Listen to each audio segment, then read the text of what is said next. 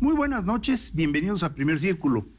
En el mundo ha habido grandes cambios en todas las áreas y debemos acostumbrarnos. Lo estamos viendo en la energía, lo estamos viendo en la forma como producimos los alimentos, pero una de las áreas más complejas quizá es la educación. Debemos acostumbrarnos a que aparezcan nuevos paradigmas, nuevas interpretaciones. Todos hemos oído hablar, por ejemplo, de Montessori, todos hemos oído hablar de Piaget y nos hemos ido acostumbrando a que las teorías pedagógicas en el mundo cambien y que los países se adapten a estas teorías. Sin embargo, en los últimos años en México se han emprendido varios cambios que no sé ni cómo llamarlos, curriculares, ahorita nos dirá un experto sobre eso, que no necesariamente han estado pegados, diría yo, a una teoría que compartimos todos los ciudadanos y que hemos... no puede ser perfecta, pero sí perfectible. Es por ello que hemos invitado a un especialista, a Carlos Mancera, quien fuera subsecretario y que se ha dedicado por muchos años a la investigación en educación. Carlos, muy buenas noches, bienvenido a este programa. Y dinos, ¿cómo ves tú las cosas? Gracias por la invitación, Federico. Gracias, Carlos. Pues sí, la Secretaría de Educación Pública lanzó una reforma curricular el año pasado para la educación básica. Esta significa que haya un nuevo plan de estudios. Habrá, porque todavía no los vemos, programas de estudio para cada uno de los niveles de la educación básica, preescolar, primaria, secundaria y en algún momento también libros de texto. Es normal y deseable que toda administración y que la sociedad en su conjunto se cuestione cuál es el rumbo que debe tener la educación. No es algo estático, es una actividad humana por excelencia que debe irse transformando conforme a los requerimientos sociales. Un rasgo, sin embargo, que distingue a esta reforma curricular que la Secretaría está planteando es que, en mi opinión, no mira hacia adelante. Mira hacia un pasado idílico, no sé si alguna vez existió, en vez de plantearse las preguntas que son relevantes para la sociedad en la era del conocimiento, en la era del chatbot, en el momento en el que más se requiere desarrollar capacidades de lectura, escritura, pensamiento lógico, matemático, se toma como eje de partida un comunitarismo pues realmente muy extraño, como si la fuente del conocimiento y el destino del conocimiento fuera la comunidad. Ahora, estamos en un momento donde lo primero que están haciendo es modificar algunos libros de texto, hacer nuevos libros de texto. No muy conocidos porque no ha sido un proceso muy incluyente. Curiosamente, una reforma educativa cuyo objetivo es incluir a la comunidad se ha hecho un poco a espaldas de la comunidad. Pero de lo que sabemos, digamos, tú decías al principio, el sistema educativo tiene que ser muchas cosas, pero una de ellas es enseñar a nuestros hijos a leer, a hacer operaciones matemáticas, a hacer operaciones lógicas, pensar. ¿Por qué crees que ahora no lo están, digamos, poniendo el foco ahí? ¿Qué es lo que están haciendo entonces? Pues en mi opinión el problema fundamental es que esta no es una reforma pedagógica. Tiene de todo menos de pedagogía. La pedagogía es el método sistemático para lograr el aprendizaje. ¿Qué es lo que queremos? Es lo que queremos. Sí. Para eso van los niños a las escuelas y para eso hacen las madres, los padres, la sociedad en su conjunto un esfuerzo tan grande para sostener las escuelas y para que todos los días vayan las niñas y los niños. Esta reforma tiene como punto de partida, insisto, la noción de que los individuos aprenden de la comunidad, no aprenden en lo fundamental del patrimonio de la humanidad, que es el conocimiento que se ha acumulado universalmente a lo largo de miles de años, en las humanidades, en las ciencias, en muy diversas disciplinas. No, se trata de rescatar, digamos, el conocimiento comunitario y ponerlo a la par del conocimiento universal. ¿Cómo se traduce esto en enseñar matemáticas? Bueno, significa que la Secretaría de Educación Pública sugeriría vagamente que los alumnos en primero de primaria o en segundo de primaria vayan desarrollando ciertos aprendizajes, ni siquiera muy bien precisados, son contenidos muy vagos, sin objetivos precisos. Después hay libros de texto que dan espolvoreadas de matemáticas aquí y allá. No hay un libro de matemáticas como tal. No habría un libro de matemáticas como tal. Cada maestro, conforme a esta propuesta, cada escuela determinaría si va a enseñar matemáticas o no en primero, en segundo de primaria y en todos los demás grados de la educación básica.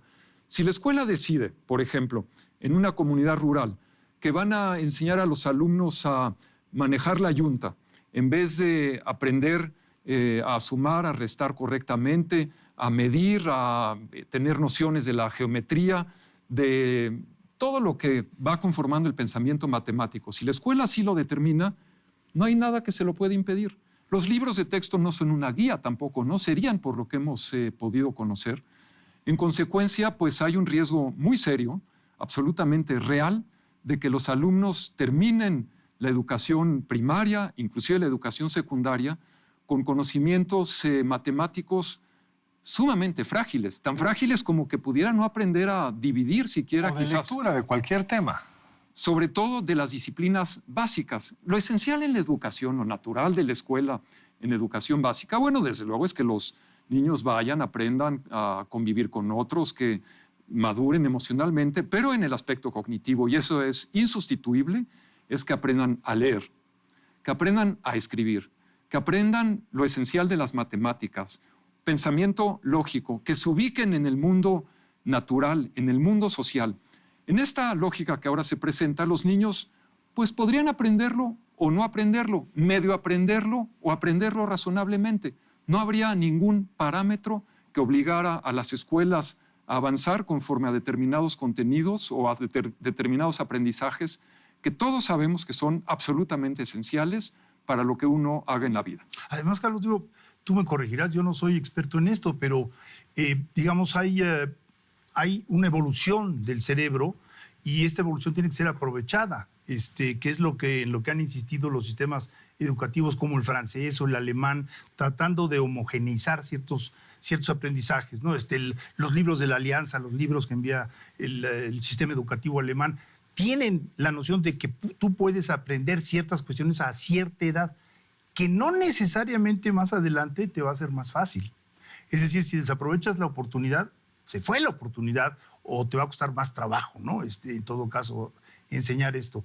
Me parece gravísimo que estemos dejando de aprovechar la posibilidad de que estos niños aprendan a sumar, a restar, a lo básico, como dices tú, ¿no? No, desde luego que es sumamente grave porque hay ventanas en la vida en las que se logran determinados aprendizajes de manera idónea.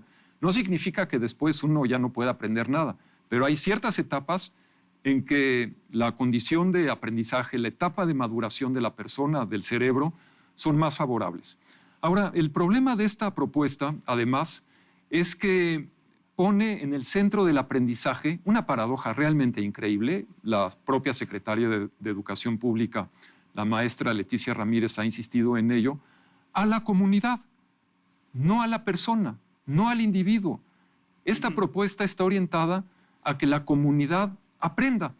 Entonces, todos sabemos que, desde luego, el aprendizaje social es fundamental. Somos seres sociales por excelencia. Desde luego que debemos convivir y debemos hacerlo cada vez mejor en una comunidad. Pero el punto de partida es el individuo, es la persona. Los aprendizajes se producen en el cerebro de cada una de las personas. La mente es la que hace una interpretación del mundo, a la que se nutre con elementos objetivos para que vaya desarrollando conceptos cada vez más abstractos, más complejos, y que esa persona pues pueda tener un lugar en el mundo con el cual ubicarse, desarrollarse, interpretar y ser feliz o hacer lo que quiera con su vida de manera libre. Oye, Carlos, pero esto ya lo probaron, o sea, han ido haciendo pilotos para ver cómo funciona. ¿Hay algún lugar del mundo donde hayan hecho esto y hayamos ya conocido los resultados? O sea, ¿con base en qué están desarrollando estos nuevos libros de texto? Según lo que yo he podido estudiar y conocer, quizás alguien me pudiera desmentir, esta propuesta no tiene antecedente en ningún lugar del mundo. En el planeta. Salvo un país, Bolivia. Es decir, estamos emulando a Bolivia para producir a los mexicanos o formar a los mexicanos para el siglo XXI. Esta propuesta de Bolivia, igual que la mexicana, están inspiradas en una filosofía educativa que se llama las epistemologías del sur. Las promueve un señor de Sousa, es un portugués. Él esencialmente dice que países como el nuestro hemos sido víctimas del colonialismo, del eurocentrismo, de las formas patriarcales traídas desde otros lugares, de la opresión de las clases empresariales y, en consecuencia, todo eso hay que desterrarlo. Hay que introducir en la escuela un tipo de formación que se olvide de ese tipo de conocimiento y se nutra de la comunidad. Esa es la base filosófica. Vaya, ni siquiera los países que podríamos considerar más de izquierda tienen algo así. Los cubanos ciertamente no lo tienen. ¿Y cómo le va a Bolivia con esto? ¿Cómo le ha ido? Es algo nuevo en Bolivia. Sin embargo, en semanas pasadas es de notar que hubo protestas magisteriales importantes en Bolivia. Los maestros bolivianos dicen que no tienen las condiciones para poder sacar adelante una propuesta de esta naturaleza. Es sumamente exigente para un maestro, para una escuela. Imaginémonos, pongámonos en el lugar de una maestra, un maestro, a quien se le dice: usted tiene aquí un referente de programas de estudio nacionales. Esos se llaman programas sintéticos. Ahora, usted interprete esos programas o esa propuesta de programa conforme a lo que sucede en su comunidad. Acomode esa propuesta, que además no está ordenada según las disciplinas clásicas del conocimiento, lectura, matemáticas, ciencias, etcétera, sino que obedece a otro acomodo, unos campos con nombres extraños. Se cruza eso con una serie de ejes articuladores, les llaman, y se le pide a los maestros que produzcan el programa de estudios para esa escuela, cada escuela. Entonces, el maestro tendría que ser además un experto en desarrollo curricular. ¿Qué tomo de lo que me propone la SEP? ¿Qué tomo de la comunidad? ¿A quién le hago caso en la comunidad? ¿Qué es la comunidad? ¿Cuál es mi guía en esa comunidad? Y en consecuencia, esa tarea, pues en la práctica simplemente no es resoluble, no tiene una solución. Nos queda muy poco tiempo y querría poner esto en un contexto además que me parece particularmente alarmante, que es la pandemia. Sabemos que en la pandemia hubo un desastre educativo por más grandes esfuerzos que hicieron los maestros. No es lo mismo el Zoom que estar presencial. En casi todos los países del mundo están haciendo esfuerzos heroicos para tratar de compensar la pandemia. Entiendo que en México no lo estamos haciendo, estamos en esto otro. ¿Hay algo ahí que me estoy perdiendo que están haciendo para tratar de rescatar el daño que generó la pandemia a la par de hacer su nuevo modelo con todas las complejidades que tú bien mencionas? Tú y todo el país, todos nos estamos perdiendo de la posibilidad de formar a los niños en lo fundamental, pero además partiendo de condiciones particularmente difíciles. Hay evidencia dura, muy dura, de que por lo menos un 60, quizás 70% de los alumnos que termina la primaria en este momento no puede leer e interpretar un párrafo simple. No puede resolver bien operaciones aritméticas fundamentales. Fueron 2 años sin escuela y además muchos niños en condiciones complejas de hacinamiento en los hogares, con dolor. Esto se expresa en violencia, en depresión, en una serie de fenómenos muy indeseables que tendrían que estar siendo combatidos de manera prioritaria. Eso no se hace, no hay condiciones para el aprendizaje. Los reportes de las escuelas indican ausentismo, violencia, depresión, desgano en el estudio, falta de disciplina. Esas cosas no se están tomando en cuenta, además de, por supuesto, las carencias en el aprendizaje. El tema es apasionante, pero tenemos que cerrar así la televisión, por desgracia. Y además nos vamos con una enorme preocupación, porque si algo estamos viendo en el mundo es precisamente la globalización del conocimiento y exigencias crecientes. Carlos, mil gracias por haber estado aquí con nosotros. Nos vemos la próxima aquí en Primer Círculo. Gracias, Carlos. Muchas gracias. Y a ustedes, muchas gracias por acompañarnos hoy aquí en Primer Círculo. Nos vemos el lunes entrante aquí mismo. Buenas noches.